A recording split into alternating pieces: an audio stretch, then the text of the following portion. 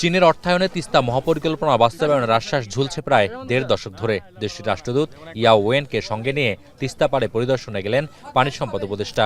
এ সময় দুর্ভোগের কথা জানাতে অতিথিদের ঘিরে ধরেন নদী ভাঙা মানুষ।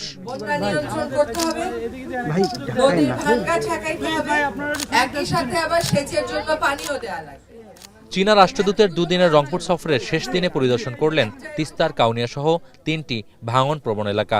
পরে গণমাধ্যমকে চীনা রাষ্ট্রদূত ও পানি সম্পদ উপদেষ্টা জানান, নির্বাচিত সরকার যেন দ্রুততম সময়ের মধ্যে কাজ শুরু করতে পারে তারা করে যাচ্ছেন সেই ব্যবস্থা।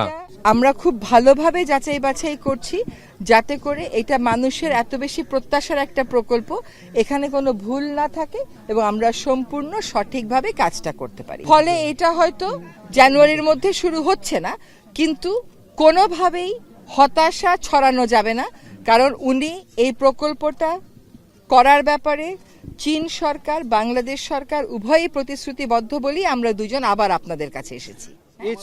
চীনা রাষ্ট্রদূত জানান, দ্রুত সময়ের মধ্যে তিস্তা মহাপরিকল্পনার টেকসই কাজ শুরু করবেন তারা। পরিকল্পনা বাস্তবায়নে কোনো রাজনৈতিক চাপ নেই তার। We are hopeful that we'll conclude the feasibility study and then we'll proceed of the following procedures for this project. For me, I don't feel any geopolitical pressure. It's a Bangladesh project. So Bangladesh, as long as Bangladesh determined to have this project with China, we'll carry on.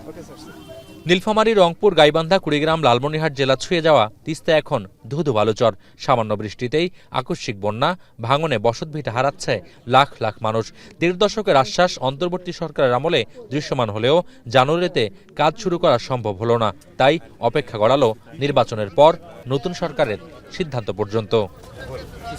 Mokarram Hossain, এখন, Rangpur. Sunbit সব দিবে সামাল। Sunbit magic press dishwashing এর মাথা ঘোরানো solution.